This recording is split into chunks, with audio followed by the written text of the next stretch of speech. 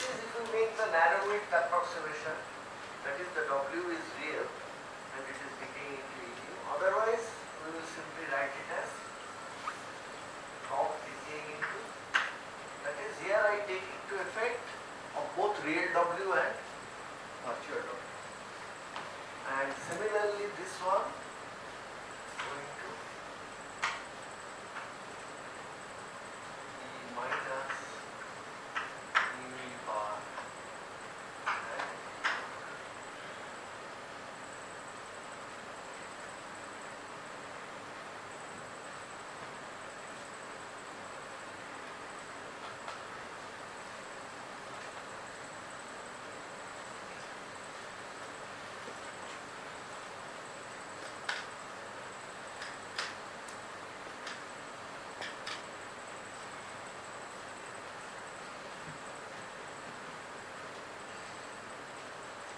so what will be the integral?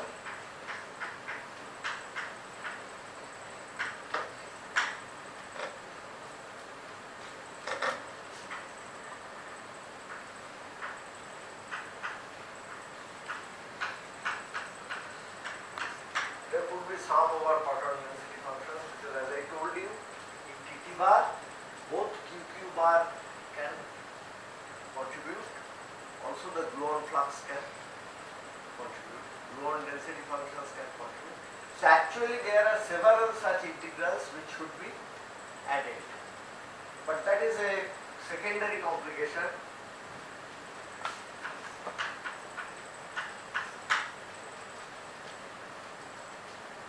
Now, the fun. What will be your d sigma in this case? Previously there was a W production cross section. So this will be UP bar going to TT bar, but I want to do it in the part-on model. So we will say that this will be part-on with x1 fraction times part-on with x2 fraction going to TT bar. Right? Then the top quark will decay. Right? So we have to take into account its decay probability. So let me write d gamma by gamma, and this d gamma is what? T going to E plus E mu d.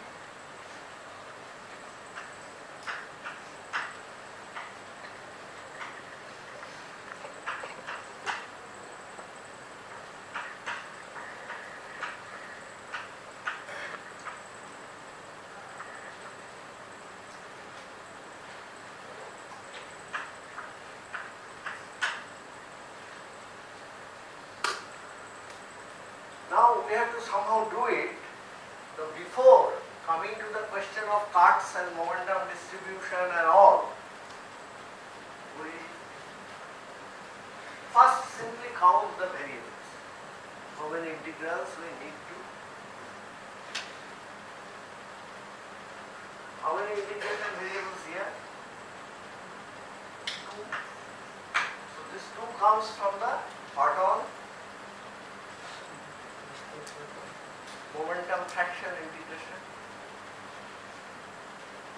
What about this one? Well, this is a nice guy. Just one. Didn't I tell you that if it is a 2x2 scattering, it has to be 1. Fine. What about this one? This is a 3-body decay. So, 5. And this one is another 5.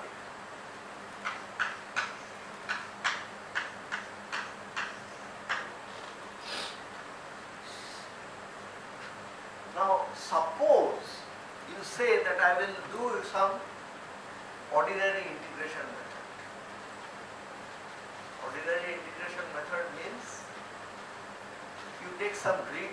For each integration variable you take a grid of, let me be very, very optimistic and suppose 10 points on the grid will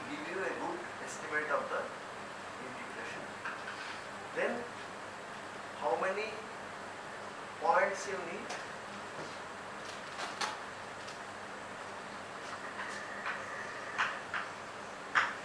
Oh. So if you try to integrate it by the grid method, you have to have 10 to the 13 points. 10 to the 9 is a billion and 10 to the 4 is 10,000. So it is 10,000 billion points you have to take. That is not possible. Simply not possible. Therefore, we have to do a smarter method, and this is the statistical method. It says that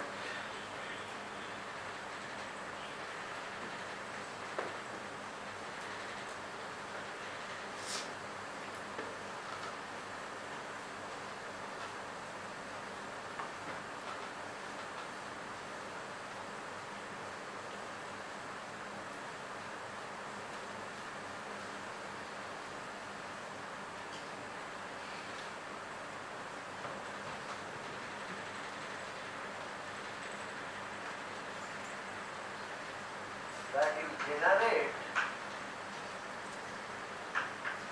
see, each point of this integrand is actually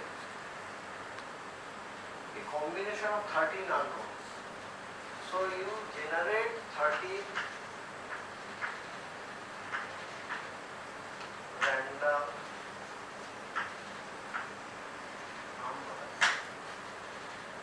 and by doing a reasonable number of times find the statistical average of the integration.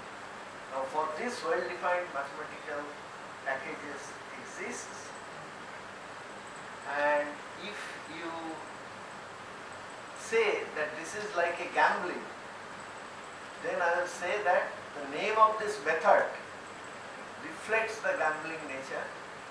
This is the Monte Carlo. I'm sure all of you know what Monte Carlo is famous for. So the idea is generate 13 random numbers, then find the statistical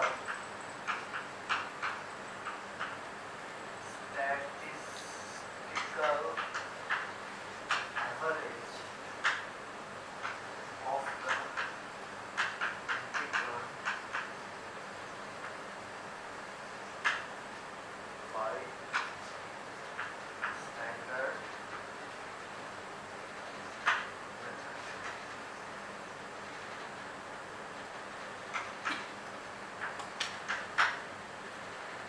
And you repeat it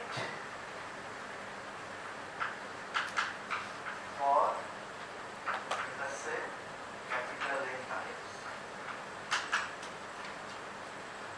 And capital N is a large number depending on the complicacy of the integrand. Sometimes you will need to do it million times, maybe more, 100 millions, still much better than 10 to the 3. And sometimes if the integration is simple, probably a few thousand will give you a good result.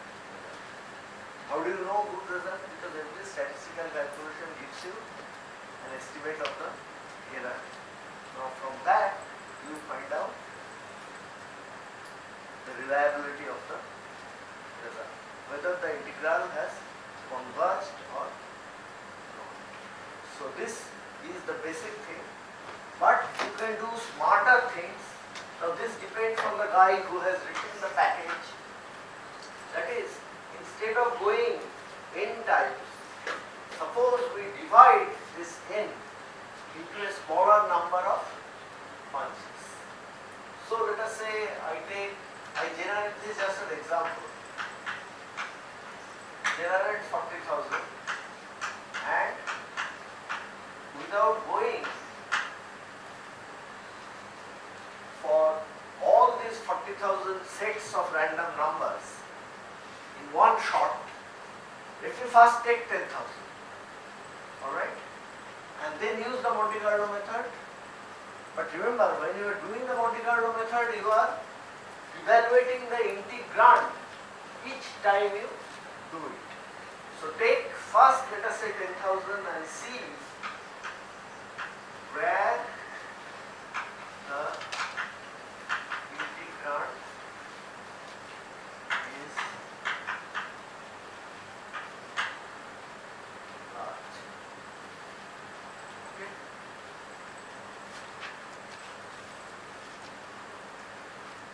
So this is called the first iteration.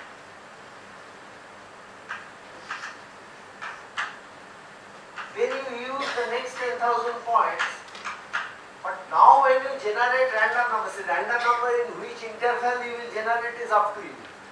You can say that I will generate random numbers in the interval 0 and 1, or you can interval A and B, it's up to you. So what you will do is, next time you will choose in such a way that your smart program remembers the integrand from the first iteration.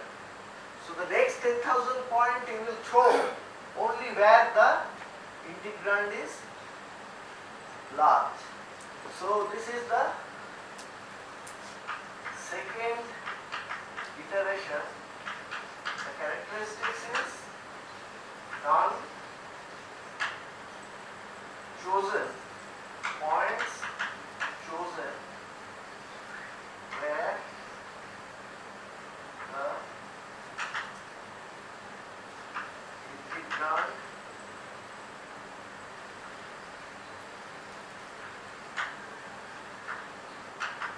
in the previous iteration was small.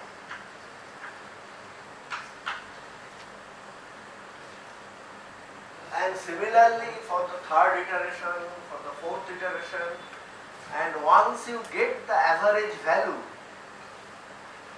same for, let us say, two successive iterations, nearly the same, and the error is small in both the cases, then you say that you have gotten a reliable result.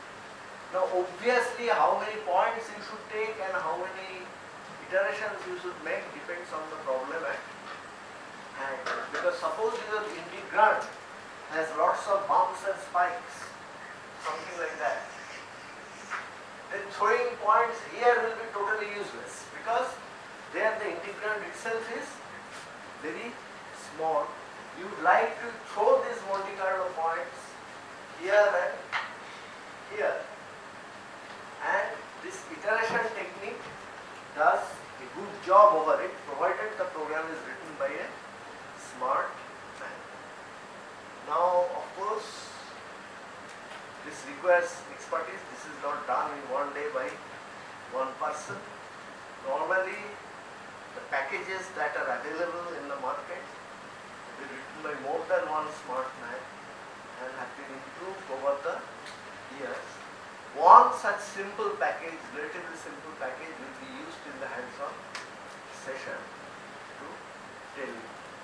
The only thing that remains now is how to apply the cuts and so on. This is trivia, and this will be discussed in the next class. That is the last class. So questions, because there will be no question session today, separate question session today. So if you have any question, you can ask right.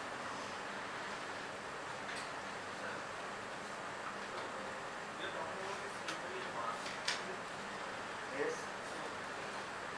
From experimental point of view, suppose I'm constructing the initial mass of the set now. Now there are lots of gammas are there. So out of those gamma I have to choose only two gamma which are actually being with the fixed mass. Yeah. So How do you choose how yes. to want the gamma? Yes. Well, this was discussed in the first class. So first of all, what you will do is you will put a PT cut on the gamma. Because the gammas that are coming from the Higgs, because of the Higgs mass, they will have large PT. Most of the gammas that are coming, let us say, from, let us say, pi decay, pi 0 decay into 2 gamma. See, the whole point is, in principle, the gammas coming from Higgs will be a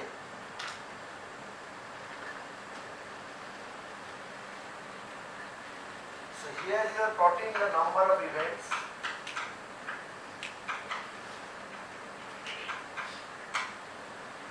And here you have the invariant mass of the normal system. Now in principle you have a peak here. That is, you have a number of gamma very large at a particular point, which is the Higgs mass, and then this is a distribution because of the finite width of the Higgs boson. So in principle this has a characteristics. The trouble is, suppose the continuum background, that is the other gammas that you are getting, they are so large that the continuous background goes like this, or maybe even above, say here. Now what this means is, so you have still a peak, no doubt, Higgs is there, but then the background number is so high that this little peak will look like a statistical fluctuation. You will not get the.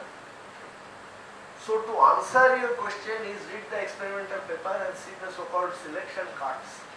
That is, for example, if you require certain high PT gammas, then you have killed lots of the junk, like the gammas coming from pi 0, and I am sure there are many. I don't remember them, I read the Higgs paper. But so first you give the selection cuts to get a sample in which you have eliminated the largest fraction of the junk.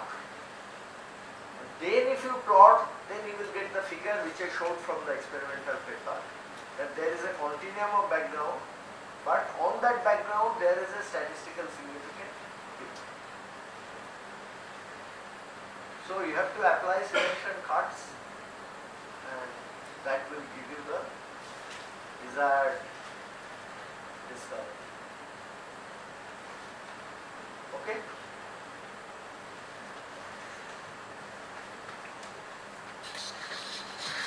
Alright, so let us break for tea.